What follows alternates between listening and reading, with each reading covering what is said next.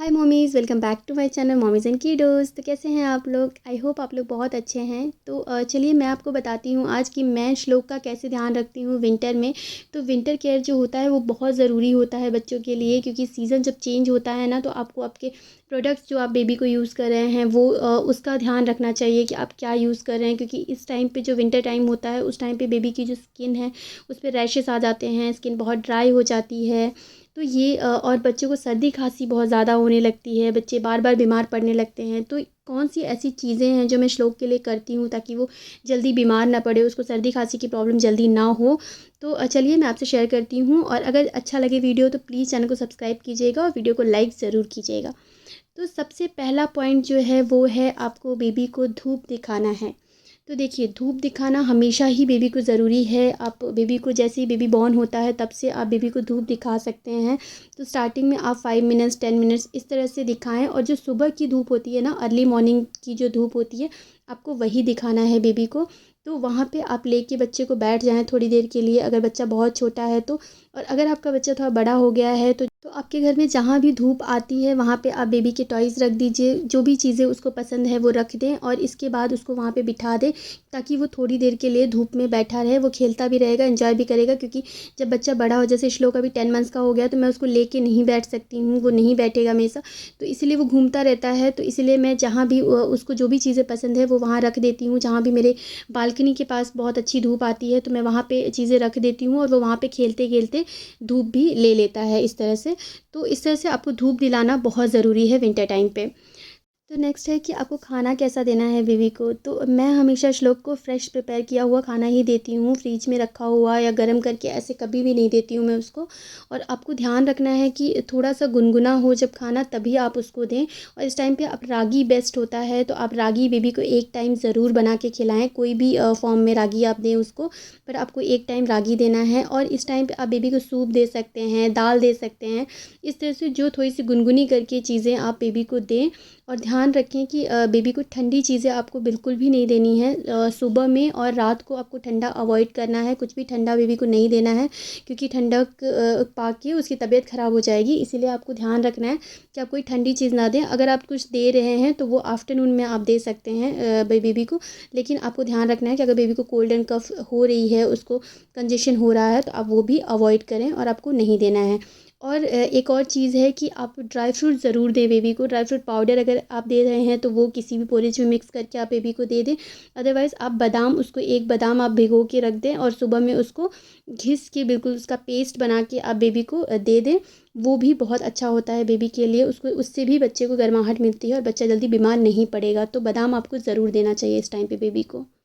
तो थर्ड है कि बेबी को आपको मसाज ज़रूर देना है। दिन में 2 बार आप ज़रूर मसाज दें बेबी को। उससे बेबी की जो स्लीप पैटर्न है वो इम्प्रूव होता है, बेबी को कंफर्टेबल होता है और बेबी काम होता है, रिलैक्स होता है। तो मसाज तो बहुत ज़रूरी है बेबी को देना।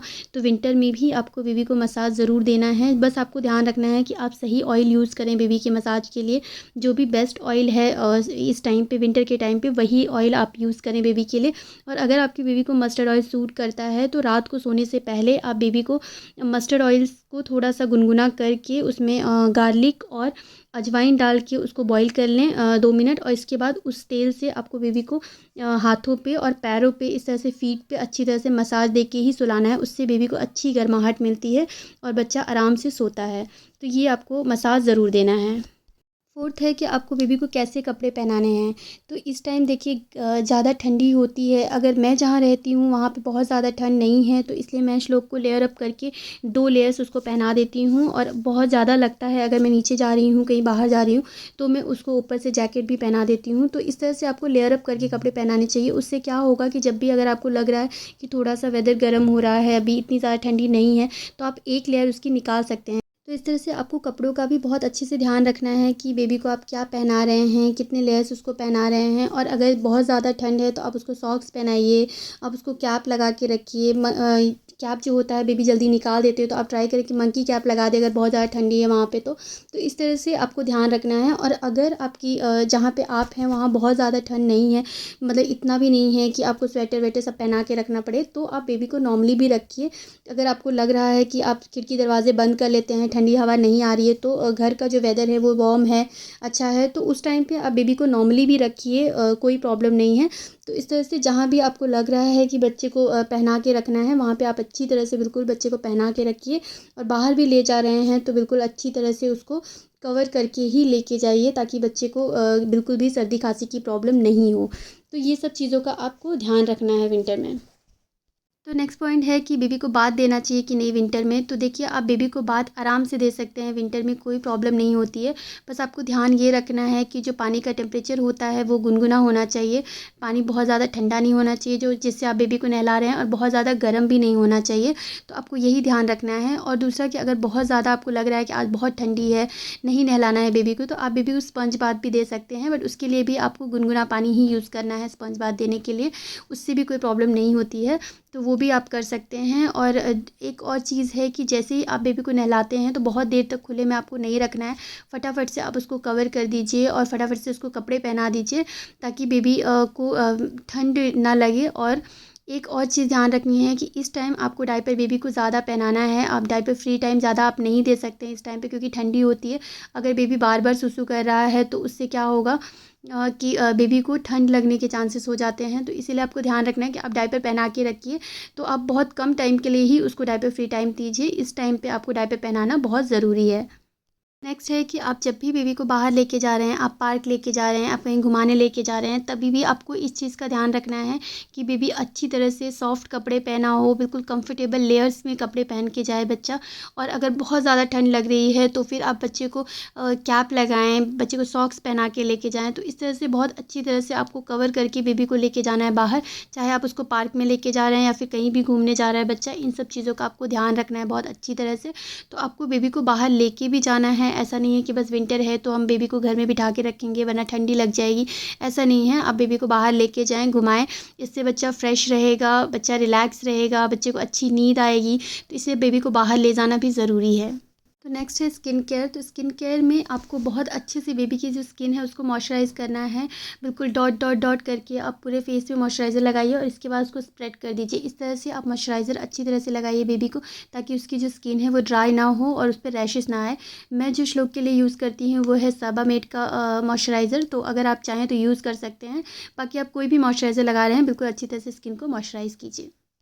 नेक्स्ट है कि आप बेबी को वैक्सीनेशन ज़रूर दिलाइए, क्योंकि वैक्सीनेशन जो होता है वो बहुत अच्छा होता है, बेबी को बहुत हेल्प करता है फ़ाइट करने में सारी बीमारियों से। तो विंटर में बहुत सारी बीमारियां आ जाती हैं, कोल्ड एंड कफ, फीवर, बहुत सारी बीमारियां होती हैं जिससे बेबी को वो बचा के रखता है और बेबी को फ़ाइट करने में हेल्प करता है। तो वैक्सीनेशन बहुत ज़रूरी होता है बच्चों के लिए। तो वो आप बेबी का टाइम टू टाइम ज़रूर करवाइए, जो भी आपका डॉक्टर बोलता है उस हिसाब से आप बेबी का वैक्सीनेशन ज़रूर कराइए। ये बेबी की ग्रोथ के लिए भी बहुत अच्छा होता है, तो ये आप ज़रूर कीजिए। इस टाइम पे आपको बेबी को ड्राई फ्रूट ज़रूर देना चाहिए। तो जो नेक्स्ट पॉइंट है वो यही है कि आपको बेबी को ड्राई फ्रूट कैसे देना है। तो अगर आपका बेबी 8 मंथ प्लस है तो आप उसको ड्राई फ्रूट पाउडर बना के रख सकते हैं, और आप कोई भी पोरिज बना रहे हैं उसमें आप 1 चम्मच मिला दीजिए उसको अच्छी तरह से, और इसके बाद आप अपने बेबी को दे दीजिए। बट अगर आपका बेबी छोटा है, 6 मंथ प्लस है, वो 6 मंथ का ही हुआ है अभी, तो आपको क्या कर सकते हैं कि आप सिर्फ एक बादाम लें और उसको पील करके रात को आप सोख करके रख दें, सुबह में उसको पील करके बिल्कुल स्टोन पे अच्छी तरह से पेस्ट बना दें उसका। तो आप पानी लगा लगा के बिल्कुल घिस के पेस्ट बना के आप वो दे सकते हैं बेबी को। वो बेबी को बहुत अच्छी मात्रा में गर्माहट देता है और बच्चे के लिए बहुत अच्छा होता है विंटर के टाइम पे। तो अब बात करते हैं हमारे लास्ट पॉइंट की, जो कि है होम रेमेडी। तो मैं श्लोक को ये जैसे ही विंटर स्टार्ट हो जाती है तो मैं उसको देना शुरू कर देती हूँ। तो इसको आपको कैसे बनाना है, तो यहाँ पे मैंने 1 कप पानी लिया हुआ है और उसमें मैंने डाला हुआ है तुलसी के पत्ते। तुलसी के पत्ते बहुत अच्छी होती है, इम्यूनिटी को बूस्ट करता है, तो इसीलिए तुलसी का पत्ता मैंने लिया हुआ है। और इसके बाद मैंने लिया हुआ है इसके लिए अजवाइन। अजवाइन आपको 1 चम्मच ले लेना है, और 1 चम्मच अजवाइन, 1 कप पानी, और आपको तुलसी के कुछ पत्ते ले लेने हैं। और अजवाइन इसलिए क्योंकि वो बहुत अच्छी मात्रा में गर्माहट देता है बच्चे को, तो विंटर के लिए तो बेस्ट है अजवाइन। तो ये आपको ज़रूर देना चाहिए बच्चे को। तो इन तीनों चीज़ों को हमको अच्छी तरह से बॉईल कर देना है। जैसे ही ये 2-3 मिनट बॉईल हो जाएगा, इसके बाद ये पानी हमारा तैयार हो गया है। तो अब आपको इसको गैस को बंद कर लेना है और इसको रख देना है जब तक ये थोड़ा सा ठंडा ना हो जाए। जैसे ही ये गुनगुना हो जाएगा ना, तब आपको ये बेबी को देना है। अगर आपका बेबी 6 मंथ प्लस है तो उसको आप 1 स्पून दीजिए अगर ठंडी का टाइम है। और अगर जैसे श्लोक अभी 10 मंथ्स का है तो मैं उसको 3 to 4 स्पून दे देती हूँ पूरे दिन में। तो अगर आपका बेबी भी 6 मंथ प्लस है तो आप उसको ये होम रेमेडी ज़रूर बना के दीजिए, जिससे बेबी को सर्दी खांसी की प्रॉब्लम बिल्कुल भी नहीं होगी अगर आप उसको हर रोज़ देते हैं तो। So thank you so much guys for watching this video. अगर वीडियो अच्छी लग रही है तो प्लीज़ इसको लाइक कीजिए, चैनल को सब्सक्राइब कीजिए, बेल आइकन ज़रूर प्रेस कीजिए ताकि जो भी वीडियोज़ आते हैं उसके नोटिफिकेशन आपको टाइम टू टाइम मिलते रहें। Thank you so much guys for watching.